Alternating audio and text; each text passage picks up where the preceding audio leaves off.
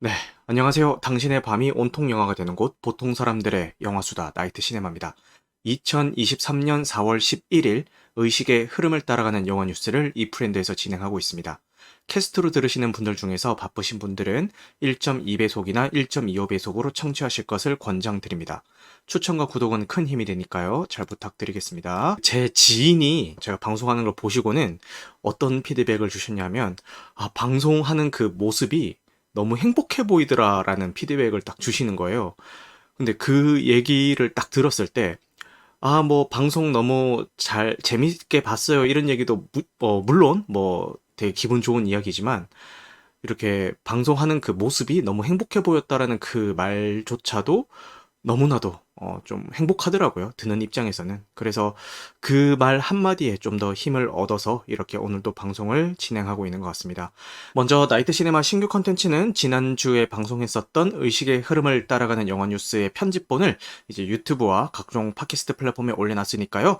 보시면 될 것 같습니다. 그리고 제가 에어라는 작품과 리바운드라는 작품을 봤는데, 이 지금 나시라고 해서 제가 무슨 작품을 봤는지 소개해드리는 시간에도 말씀을 드리겠지만, 요 두 작품이 좀 비슷한 듯 다른 듯한 그런 느낌을 좀 받았어요. 그러니까 실화를 바탕으로 하고 있다는 것과 어떤 성공 신화를 다루고 있다라는 점에서 좀 비슷한 것 같았지만, 그 과정을 다루고 있는 방법은 좀 차이가 있다라는 생각이 들어서 에어와 리바운드에서 다루는 과정과 결과라는 요 캐스트를 하나 녹음을 했습니다. 지금은 유튜브에 올라와 있으니까요. 요거 한번 들어보시면 좋을 것 같아요. 그래서 이제 많은 분들이 궁금해 하시겠죠. 그래서 에어 봐요 말아요. 리바운드 봐요 말아요. 이거 뭐 극장 가서 봐야 돼요? 이게 제일 아마 궁금하실 건데, 이건 순전히 제 개인적인 감상입니다. 에어는 이게 뭐 괜찮은 작품이긴 하지만 굳이 무리해서까지 극장에서 봐야 될 요소들이 있나? 이거는 조금 물음표예요. 그냥 집에서 OTT로 봐도 뭐 극장에서 보는 거랑 크게 차이가 있으려나? 라는 생각이 드는 작품이었고요.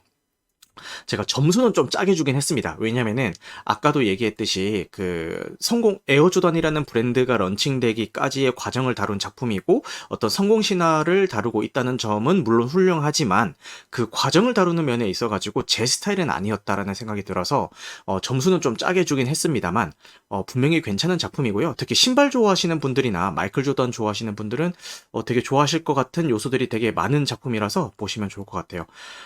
지금 유튜브에서 박연진 님이 요즘 극장은 몇만 정도면 성공인가요? 라고 하시는데, 성공의 기준은 뭐 작품마다 다르겠죠? 왜냐면은 작품마다 손익분기점이 다르기 때문에 뭔가 절대적인 기준을 딱 세워가지고 그 얼마 이상이 들면 성공이다 실패다 이거보다는 작품마다 손익분기점을 보고 이제 얼마나 드는지를 봐야 될 것 같다라는 생각이 듭니다. 네. 그리고 리바운드 같은 경우도 이제 똑같이 실화를 바탕으로 하고 있는데, 요거는 극장에서 봐도 괜찮을 것 같다라는 생각이 들어요. 왜냐면은 농구 경기 장면을 꽤 리얼하게 재현을 해놨습니다.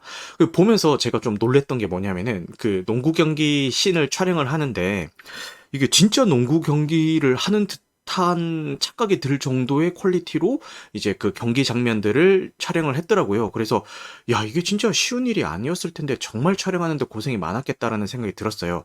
실제로 요 리바운드라는 작품을 가지고 그 응원하는 상영이 지금 기획이 돼서 추진되고 있거든요. 그래서 그거는 뭐 그 각 극장의 뭐 이벤트 페이지 같은 데서 확인하시면 될 것 같고, 이게 감동 실화를 다루다 보니까 뭐 중간 과정에 있어서는 약간 좀 지루한 부분이 있을 수도 있고 그럴 수도 있지만, 실패라든지 불화를 겪고서도 다시 우뚝 일어서서 이제 나아가는 사람들의 이야기를 다루는 거다 보니까, 분명 이제 마지막 엔딩 장면에서는 울컥하기도 하고 좀 찡하기도 하는 그런 감동을 주는 작품일 것 같습니다.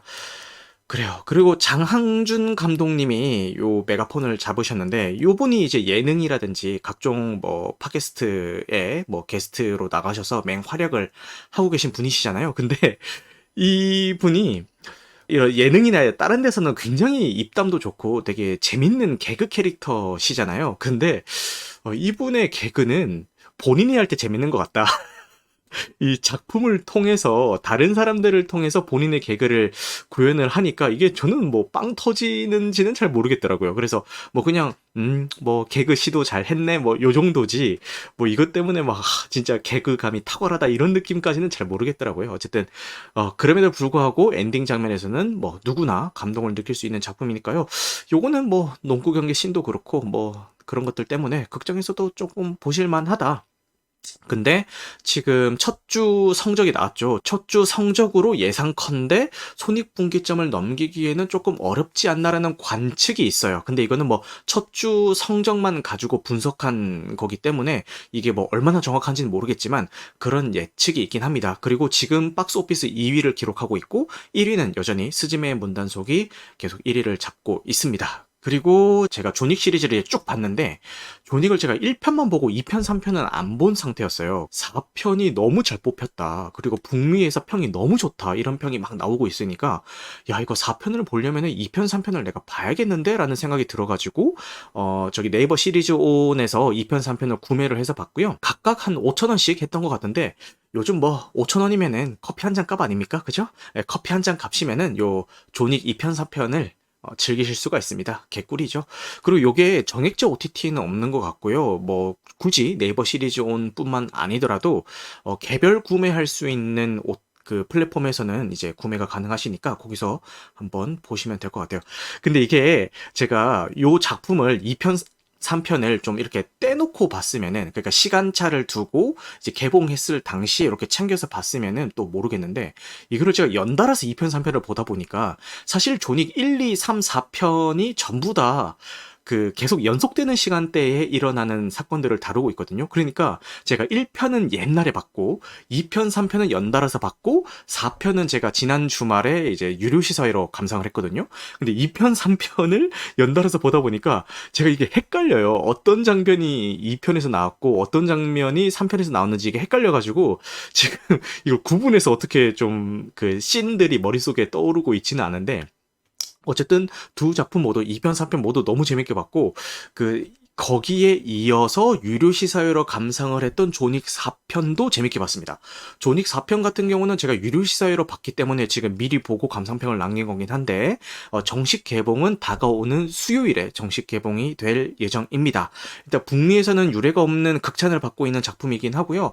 2편, 3편 을 제가 보면서 느꼈던 게 이게 액션 영화잖아요. 그러니까 뭐 서사나 뭐 이런 게 중요한 게 아니라 정말 그 액션의 모든 것을 쏟아부은 작품이란 말이에요. 근데 아무리 그 액션이 뛰어난다 한들 제가 2편, 4편, 2편, 3편을 각각 개봉 당시에 떨어져서 본 게 아니라 연달아서 보다 보니까 이게 계속 쭉 달렸을 때 뭔가 좀 3편에 가서는 좀 뭔가 이 액션도 뭐 식상하지 않을까. 왜냐면은 자극도 계속 연속되면은 계속 그 좀 무뎌지기 마련이잖아요. 그래서 2편까지 재밌게 봤어. 근데 3편을 보면은 이게 좀 무뎌지지 않을까라는 생각을 했는데 기우였습니다.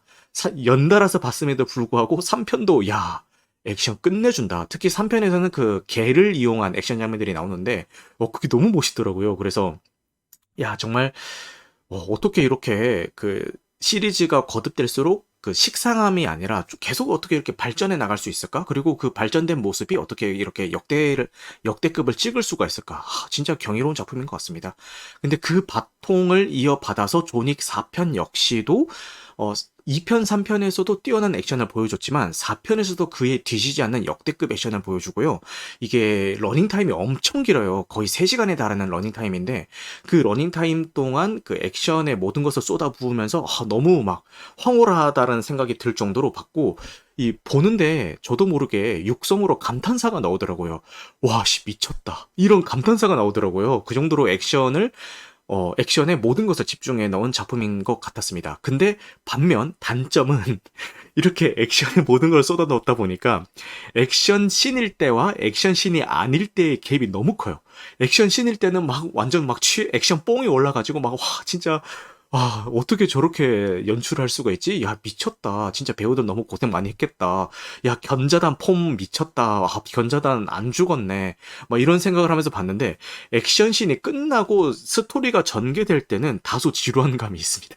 근데, 걱정 안 하셔도 되는 게, 조금 지루해가지고, 뭐 좀 내용에 집중을 못 하겠는데, 이런 감정을 느끼시더라도 다음 장면을 즐기는 데는 전혀 지장이 없어요. 왜냐하면은 스토리가 중요한 게 아니잖아요. 어쨌든 그 액션씬 중간중간에 있는 그 서사들도 어쨌든 그 다음 액션을 위한 준비 과정일 뿐이지, 뭔가 그 서사를 통해서 뭔가 뭐 관객들에게 감동을 전달하고 뭔가 메시지를 주고 이런 게 아니잖아요. 그래서 그 가운데 중간중간에 있는 그 서사가 단순히 좀 지루하게 느껴진다 한들 뭐 큰 걱정 없이 다음 액션씬을 경건한 마음으로 기다리면 되는 그런 작품이다라고 말씀을 드리겠습니다. 근데 이렇게 얘기를 했더니 제가 너무 그 액션씬에 막 기대를 차가지고 이제 보셔가지고, 뭐 북미에서도 막 흥행했다고 하고 본 사람들도 전부 다 막 액션에 대해서는 극찬을 하니까, 대체 어느 정도길래 그러지라고 하면서 엄청 기대치를 높여서 이제 극장을 찾으셨다가 되려 실망하신 분들도 계신 것 같아요. 그래서 그런 분들에게는 심심한 사과의 말씀을 드리겠습니다. 그럼에도 불구하고 저는 시사회로 봤을 때 너무 재밌게 봤던 작품인 것 같아요. 그리고 요 좀 여담이긴 한데 이 2편, 3편, 4편을 황석희 번역가님께서 번역을 하셨어요. 근데 주호민 작가님이 개인 방송에서 이제 황석희 번역가님의 말을 들었던 거를 이제 전달해 주시는 걸 들었는데, 뭐라고 하셨냐면은 존윅 시리즈가 번역가 입장에서는 굉장히 고마운 시리즈다. 왜냐면은 대사가 별로 없대요. 대사가 별로 없어가지고 번역 양이 다른 작품 대비 현저히 떨어지는 그런 작품이라는 거예요. 그래서 너무 고마운 작품이다라는 이제 그런 후일담을 전해줬다라고 하시더라고요. 그래서 조닉 시리즈를 딱 떠올려 봤을 때 기억에 남는 명대사라고 해봤자 뭐 예. 뭐 이거밖에 더 있습니까? 그죠? 세상에서 예를 가장 섹시하게 하는 남자 존 윅이라는 이야기가 있던데, 어쨌든 뭐 그런 작품입니다. 네, 그래서 되게 재밌게 봤던 것 같습니다. 대사보다 여기서 사용된 총알 수가 더 많지 않을까라는 이야기도 있을 정도로 뭐 그런 작품인 것 같아요. 그래서 어쨌든 요 조니 포에 대한 제 감상은 유튜브 쇼츠로도 남기긴 했으니까요. 한번 보시면 좋을 것 같고, 그리고 요 극장에서 보실 분들은 뭐 많은 분들이 이제 고민을 하세요. 뭐 일반관에서 봐도 되나요? 아니면 뭐 IMAX에서 봐야 되나요? 4DX에서 봐야 되나요? 이런 고민들을 많이 하시던데, 제 생각에는 그냥 일반관에서 보셔도 충분히 즐길 수 있는 작품인 것 같고요. 굳이 내가 이거를 특별관에서 봐야겠다라는 생각이 드신다면은 그 사운드 특화관에서 보실 것을 추천을 드릴게요. 왜냐면은 이게 액션 영화가 가장 중요한 게 뭐라고 생각하세요? 뭐 물론 뭐 화면이나 이런 것도 중요하지만 뭐 타격감이 제일 중요하다고 생각을 하거든요.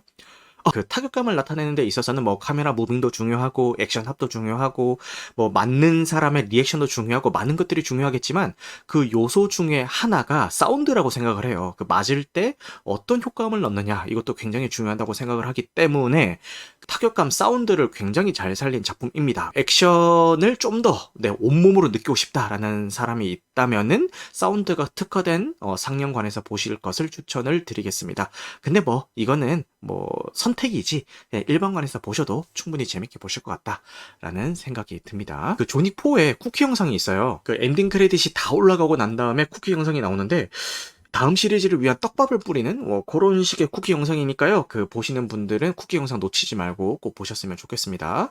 네, 그 다음에 이번 주 개봉 영화에 대해서 간단하게 소개를 해드릴 텐데요. 존윅은 제가 설명을 했으니까 이제 넘어가도록 하고, 거울 속 외딴성이라는 애니메이션이 개봉을 합니다. 일본의 추리 소설이 원작인데 여기 베스트셀러 소설이었다고 합니다. 원작 소설은 2018년에 이제 국내에 출간이 되었고, 그 굉장한 호평을 받은 작품이라고 합니다. 뭐 서점 대상에서 역대 최고 점수를 갱신하며 1위를 차지했던 작품이기도 하고, 이 미스터리가 대단하다라는 랭킹에서는 8위에 오른 작품이라고 하네요. 지금 국내 극장가가 일본 애니메이션 열풍이죠. 스즈메의 문단속도 그렇고 더 퍼스트 슬램덩크도 그런데, 요 거울 속 외딴성이 그 바통을 이어받을 수 있을지 한번 주목을 해보겠습니다. 네, 그래요. 일본에서는 이미 작년 12월인가 개봉을 했던 것 같은데, 일본에서는 흥행 성적이 꽤 괜찮았던 것 같아요. 그리고 일본 아카데미 우수 애니메이션 작품상까지 수상을 했다고 하고, 일본 내에서 개봉했을 당시의 평가는 굉장히 좋은 것 같으니까요. 국내에서는 어떤 반응일지 저도 궁금합니다. 그 다음에는 이제 한국 영화 나는 여기에 있다라는 작품이 이제 개봉 예정인데, 요게 2021년에 제작이 됐다가 이제서야 개봉을 하는 작품이고, 이제 흔히 말하는 속어로 이제 창고 영화라고 하죠. 네, 그런 작품인 것 같습니다. 그런데 이제 주목할 만한 게, 요 주연인데요. 조한선 배우랑 정진훈 배우가 주연을 하고 있습니다. 특히 요 정진훈 배우 같은 경우에는 지금 극장에서 상영하고 있는 리바운드에서도 주역 중에 한 명으로 열연을 펼쳐 주시죠. 근데 요 작품은 2021년에 제작이 되었고 이제 리바운드랑 개봉 시기가 겹쳤을 뿐이지 제작 기간은 갭이 좀 있다. 요렇게 아셨으면 좋겠습니다. 시놉시스를 읽어보자면은 과거에 살인자를 검거하는 과정에서 칼에 패를 찔린 후 장기 이식을 통해 기적적으로 살아난 형사 선두. 수사의 일선에 복귀한 그는 연쇄살인범 규정을 쫓던 중 장기 이식 코디네이터 아승을 통해서 규종이 자신과 같은 공여자의 장기를 이식받은 것은 물론 공여자가 과거 자신이 검거했던 살인자라는 것을 알게 되는데 피 끓는 형사와 폭주하는 살인마, 지독한 운명에 얽힌 두 남자의 극한 추격이 시작된다라는 요런 소재를 가지고 있는 작품 같습니다. 근데 약간 불안한 게요. 지금 패턴을 보면은 이렇게 국내 영화 중에서 제때 개봉을 못하고 창고에 있다가 이제 코로나가 풀리니까 뒤늦게 이런 식으로 개봉하는 작품들이 굉장히 많잖아요. 그런 작품 치고 지금 성공한 케이스들이 거의 전무하다고 봐도 될 정도거든요. 그래가지고 요 작품도 약간 걱정이 좀 앞서는 작품이긴 합니다. 조한선 배우 같은 경우는 제가 옛날에 되게 좋아했거든요. 그 논스톱에 나오고 늑대의 유혹에 나오고 할 때는 되게 좋아했는데 그 뒤로 나오는 작품들마다 되게 좀 약간 흥행에 실패를 하면서 좀 안타까운 케이스인 것 같아요. 그죠? 근데 이번 작품을 통해서 좀 재기를 하셨으면 좋겠는데 이것 역시도 약간 제 감으로는 좀 불안합니다. 그 다음은 지금 유튜브에서 참여해주고 계신 소대가리님이 굉장히 좋아하시는 홍상수 감독님의 작품입니다. 이제 물 안에서라는 작품이고요. 요 홍상수 감독님의 요 물 안에서의 전작인 요 탑이었나요?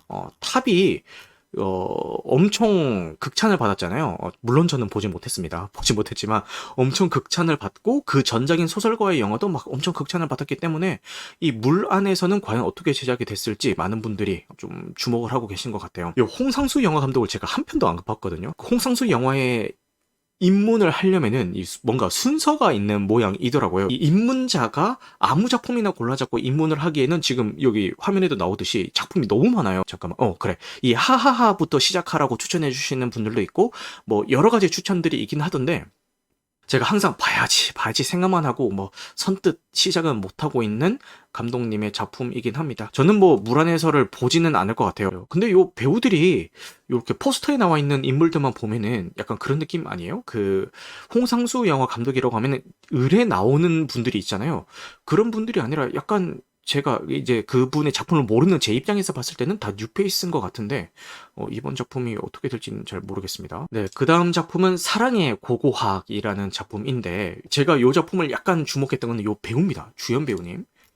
옥자연 배우님. 옥자연 배우님이 지금 원래 주연으로 나왔던 작품은 잘 없어요. 조연으로 나와서 이제 좀 감초 역할들을 잘 해주고 계신 분이신데 이분이 나왔던 작품 중에서 경이로운 소문, 그 경이로운 소문에 나와서 빌런 역할로 나오셨는데 그때 굉장히 강렬하게 연기를 하셔가지고 눈도장을 확 찍으셨고 그 다음에 슈룹에도 나오셨나 그렇고 마인이었나? 마인이 맞나? 갑자기 아리까리하네요. 어쨌든 마인 뭐 그런 작품이었던 것 같아요. 거기에 나오셔서도 굉장히 강렬한 역할을 하셨거든요. 근데 그 경이로운 소문에서 첫 작품에서 빌런 역할을 하시면서 강렬한 인상을 남기셔서 그런지 그 뒤에 이제 방송이든 영화든 영화는 아니구나. 어쨌든 방송에 나오는 그런 이미지들이 다 좀 센 역할, 되게 강렬한 역할 뭐 이런 걸로만 나오셨어요. 근데 요 사랑의 고고학이라는 작품에서는 어떻게 나오실지 좀 궁금하기도 하고 이분이 항상 이제 방송에서는 조연으로만 나오시다가 여기서 주연을 하신다고 하니까 그것도 좀 궁금한 포인트이긴 하거든요. 그리고 요 작품의 소재가 가스라이팅이라고 해요. 8년이라는 연애 기간 동안 뭔가 가스라이팅을 당해왔던 여성이 다시 어떻게 스스로 서는가를 그린 그런 과정을 담은 작품인 것 같아요. 근데 좀 불안한 예감이긴 하지만 상영관이 많이 없을 것 같다라는 생각이 들긴 합니다. 자, 그 다음에 라스트 필름 쇼라는 인도 영화가 개봉을 합니다. 근데 이렇게 쭉 제가 작품 소개를 해드리는데 뭐 이렇게 메이저급 자본이 투입된 영화라고 할 수 있는 거는 요 존윅이랑 요 그 거울 속 외딴섬 요 두 작품 정도고 나머지는 뭔가 거대 자본이 투입돼 가지고 대중들이 두루두루 다 좋아할 법한, 그러니까 대중성을 노리고 흥행을 노리고 제작되었다고 할 법한 영화들은 사실 없기는 해요. 그래서 제가 항상 요 개봉작을 구성을 할 때 항상 그런 고민이 듭니다. 요런 대중들이 많이 두루두루 좋아할 만한, 그러니까 상업 영화 위주로만 이렇게 소개를 할 것인지, 아니면은 이렇게 비상업 영화더라도, 아니면은 특정 매니아층을 노리고 제작이 된 영화라도 이렇게 다 소개를 할 것인지 항상 고민을 해요. 근데 그런 생각이 들었어요. 나라도 물론 뭐 제가 얼마나 영향력이 있는 사람이겠냐마는, 나라도 이렇게 좀 언급을 안 해주거나 안 해주면은 많은 분들이 이런 작품이 개봉했다는 그 사실조차도 알긴 할까라는 생각이 드는 거예요. 그 관객들의 탓이 아니라, 제가 이 사랑의 고고학을 소개하면서도 말씀드렸듯이 상영관 확보를 너무 못하다 보니까 이런 작품들은 많은 대중분들이 이런 작품이 개봉을 했다라는 그 사실도 모르고 그냥 지나치실 확률이 굉장히 높거든요. 그래서 이렇게 한 번이라도 언급을 해야, 뭐 설사 이 작품을 안 보신다 한들, 그래, 이런 작품이 개봉은 하는구나라는 거를 조금이라도, 한 분이라도 더 아실 것 같다라는 생각에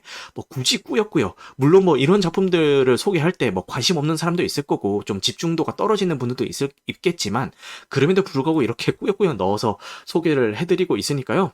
참고를 하셨으면 좋겠습니다. 이 라스트 필름쇼 같은 경우도 제가 극장 상영, 지난주에 극장에 갔을 때 예고편으로 이제 틀어줬어요. 근데 이걸 보면서 이 영화를 좋아하는 이 소년이 영화를 제작하려고 막 이렇게 주변에 반대를 무릅쓰고 막 고군분투하는 그런 내용인 것 같아요. 그래서 이걸 보면서 파벨만스가 조금 떠오르긴 하더라고요.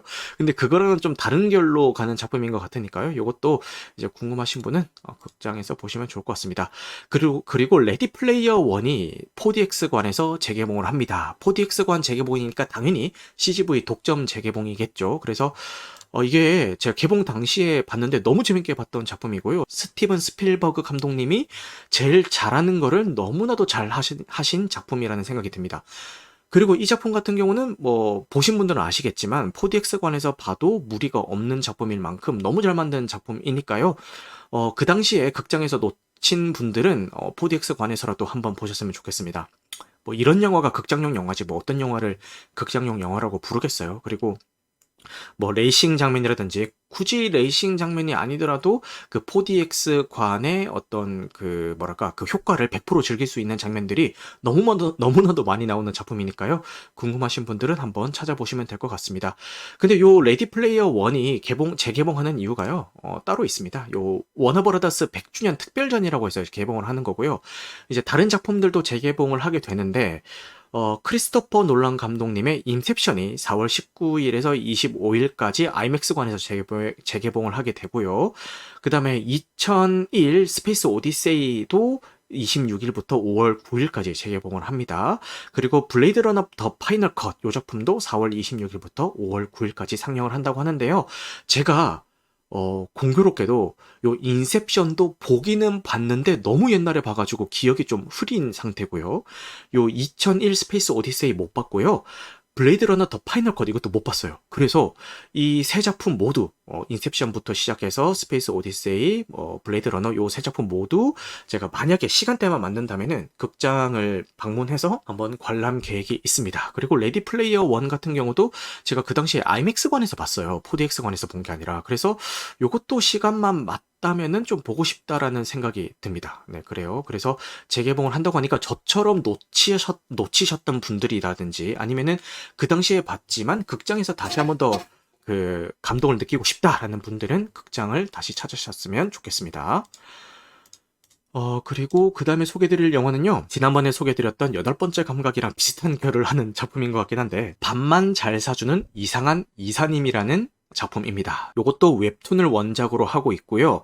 제가 이 웹툰 원작이 BL물인지는 잘 모르겠지만, 제가 이거 예고편을 봤거든요. 예고편을 본 소감은, 이거는 만약에 이거 BL물이 아니에요라고 얘기하는 게 더 이상할 정도로 구성을 해놓은 작품인 것 같아요. 이것도 이제 동성애 코드를 가지고 있는 작품인 것 같습니다.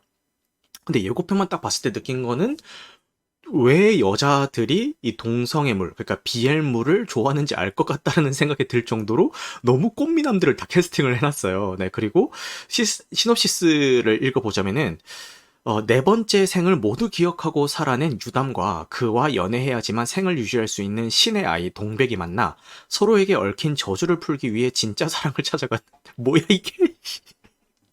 뭐야 이게? 저우충돌 환생 로맨틱 코미디. 라고 하는데 이 시놉시스만 봐도 되게 좀 혼란스럽죠. 혼란스러운데 이거 예고편에 달려 있는 댓글들을 보니까 원작이 엄청 사랑을 받은 작품인가 봐요. 당연히 사랑받았으니까 이 그 영화로도 제작이 됐겠죠.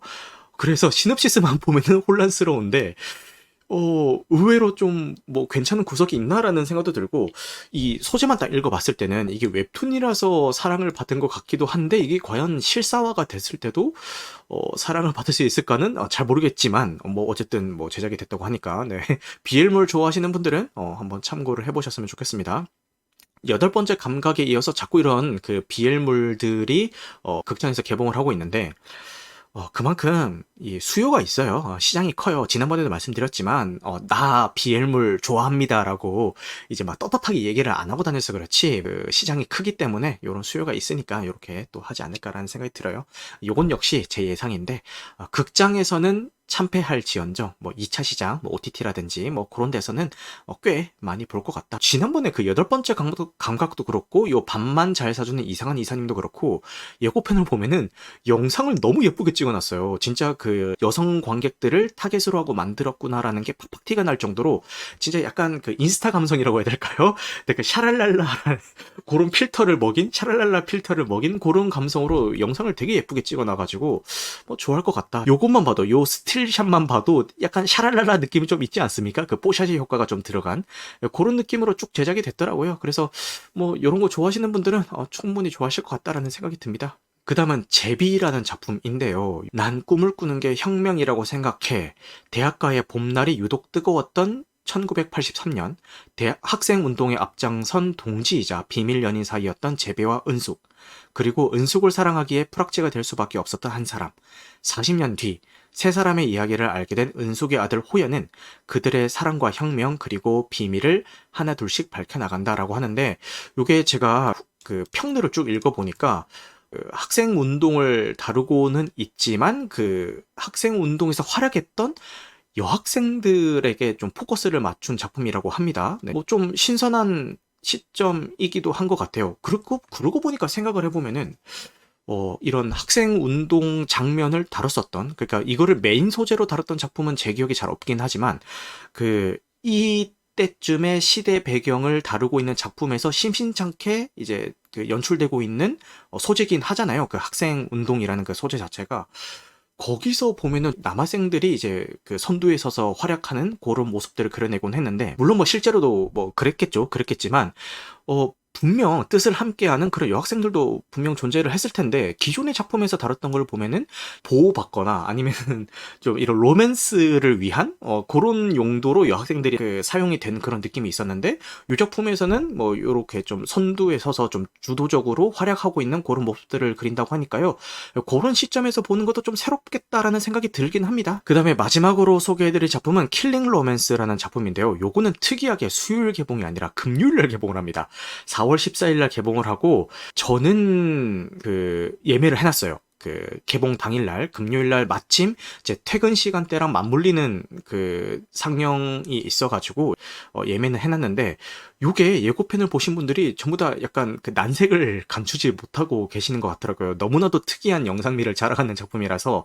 근데 그것도 그럴 것이, 영화의 감독님이신 이 이원석 감독님의 전작이 남자 사용 설명서입니다. 요거 아시죠, 다들? 그러니까 거의 요 남자 사용 설명서 같은 경우도 체감 천만 영화죠. 그 바람과 같은 결을 하는 그런 영화인데, 사람들이 얘기하는 것만 들어보면 이거 천만 넘겼어야 될 건데 싶을 정도로 많이 회자가 되는 작품인데, 사실상 흥행 성적은 뭐 그렇게까지 뭐 흥행한 건 아닌 것 같습니다. 그리고 많은 명짤들을 탄생시킨 작품이기도 하고, 그 한국 영화가 기존에 따르고 있던 어떤 공식들을 많이 파괴하면서 되게 신선한 연출들을 많이 보여준 작품이거든요.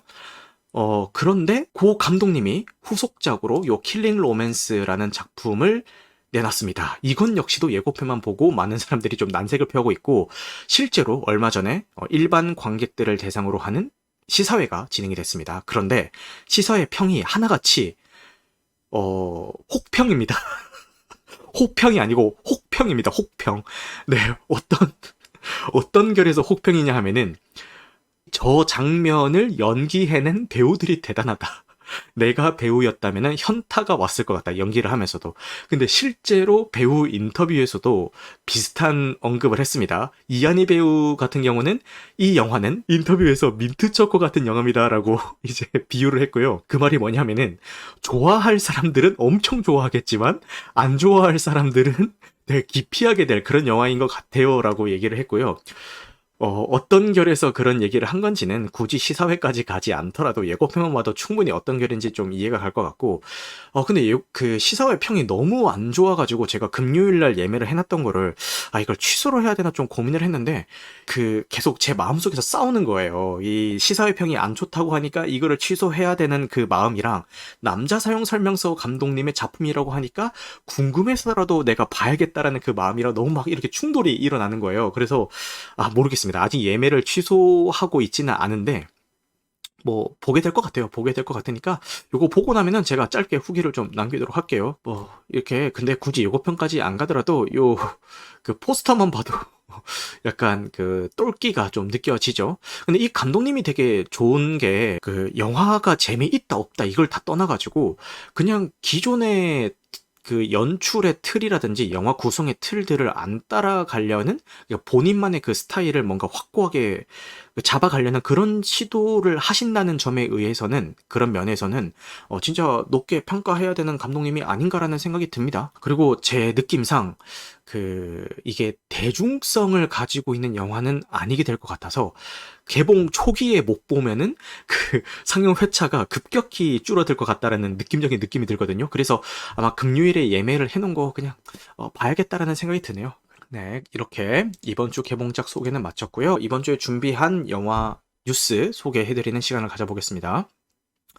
슈퍼마리오 브라더스가 역대 최고 애니메이션 오프닝 신기록을 갱신했다라고 합니다. 지금 북미에서는 이미 개봉을 했고요. 국내에서는 4월 26일에 개봉 예정인데, 북미에서 개봉했을 때 역대급 오프닝 신기록을 세웠다라는 뉴스고요. 어마어마한 성적을 기록을 했습니다. 그런데 이게 평론가들의 평은 거의 바닥을 치고 있는데, 실관람객들의 평은, 일반 관람객들의 평은 완전 고점을 찍고 있어요. 그래서 평론가와 이제 일반 관객들의 평의 갭이 굉장히 큰 작품이 되겠다라고 말씀을 드릴 수가 있을 것 같고, 국내에서 일반 관객들을 대상으로 하는 시사회가 진행이 됐습니다. 근데 시사회에 다녀오신 분들의 이제 후기를 쭉 읽어보니까, 왜 그렇게 일반 관객과 평론가의 평이 극명하게 갈렸는지에 대한 이해는 하겠다. 왜냐면은 내용 자체만 보자면은 뭔가 좀 되게 엉성하기도 하고 클리셰 덩어리기도 하고 좀 그렇다. 좀 내용적으로만 봤을 때는 뭔가 이렇게 막 탄탄하다고 보기는 어렵다. 하지만 지금까지 슈퍼마리오를 다뤘던 모든 작품들을 통틀어서 가장 원작에 대한 이해도가 높은 작품이다.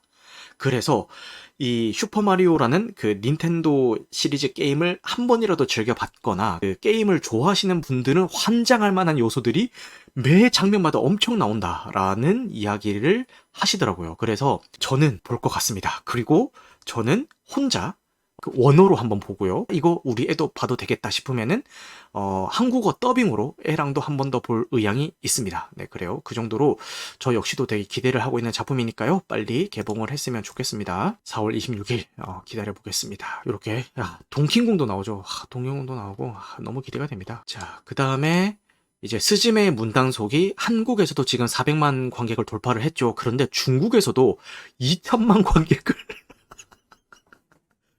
대륙 클래스 질이죠. 중국에서 2천만 관객을 돌파했다고 합니다. 여러분, 우리나라는 1,000만 관객만 돌파해도 역대급 막 흥행을 했다고 하는데, 중국에서는 뭐 그냥 2천만 관객 정도는 뭐 스근하게 넘기죠. 뭐 그냥 아무렇지도 않게 뭐 그냥 2천만 관객을 넘기고 있습니다.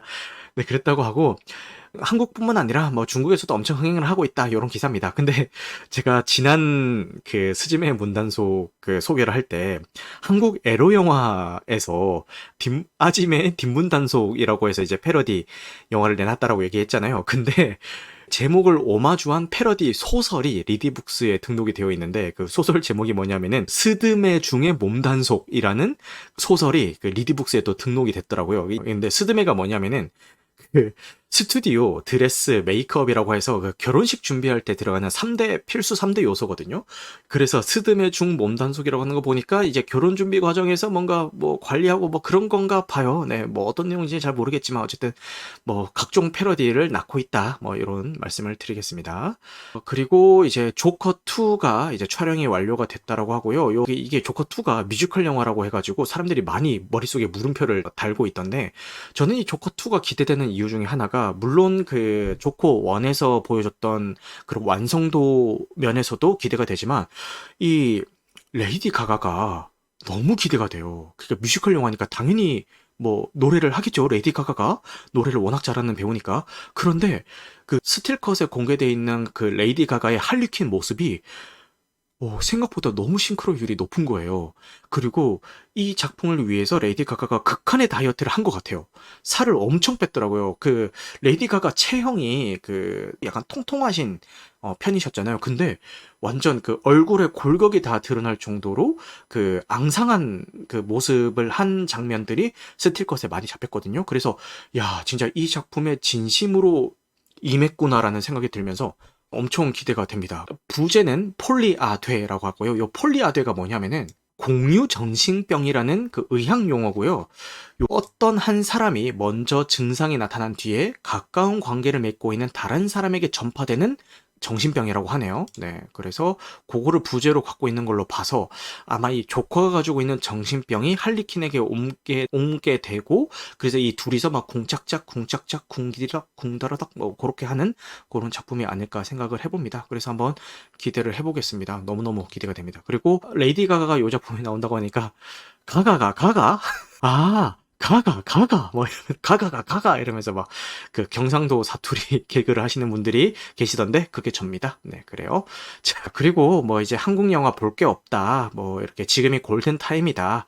창고에 쌓인 한국 영화만 90편이 넘는다. 뭐 이런 그 기사들이 있어요. 그래서 여기에 대해서 이제 분석을 해놓은 기사들인데 요거는 제가 이 시간에 뭐 일일이 뭐 이 기사에 대해서 얘기하기에는 지금까지도 제가 너무 많이 얘기를 했기 때문에 또 동어 반복이 될 것 같고요. 제 블로그나 아니면 메일링 서비스에 오셔가지고 요거 괜찮은 기사니까요. 한번 읽어보셨으면 좋겠습니다. 이렇게 오늘 준비한 소식은 이렇게 다 공유가 됐고요. 뭐 오늘 이렇게 늦은 시간까지 함께 해주셨는데 조금이라도 여러분들에게 도움이 됐으면 하는 바람이 있습니다. 오늘 방송된 내용은요. 편집 과정을 거쳐서 유튜브와 각종 팟캐스트 플랫폼에 업로드될 예정입니다. 늦은 시간까지 함께 해주셔서 감사하고요. 영어 같은 말 되시길 바라겠습니다. 감사합니다.